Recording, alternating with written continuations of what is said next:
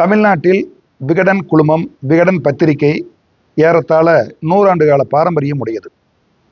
இப்பத்திரிகை எப்பொழுதும் தமிழ்நாட்டு மக்களின் உணர்வுகளுக்கும் கோரிக்கைகளுக்கும் பாதிக்கப்பட்ட மக்களின் சார்பாகவே இங்கே வந்திருக்கிறது. விகடன் குழுமத்தின் மீதும் விகடன் பத்திரிகையின் மீதும் நம்மளுக்கு எத்தனையோ கருத்து வேறுபாடுகள், கருத்து முரண்கள் இருக்கலாம்.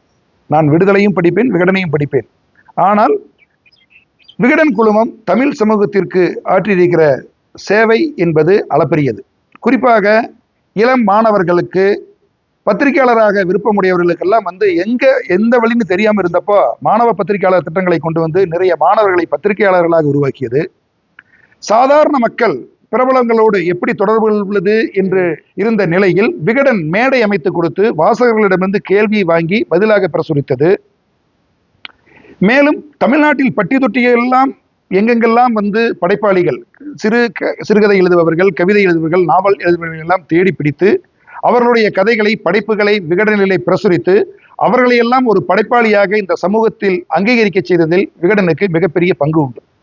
ஆனால் அப்பேற்பட்ட பாரம்பரியமிக்க விகடன் குழுமத்தின் மீது இன்று ஒன்றிய அரசு கருத்து சுதந்திரத்தின் குரல் வலையை நெருக்கும் விதமாக அவர்களுடைய இணையதளத்தை முடக்கம் செய்திருக்கிறது.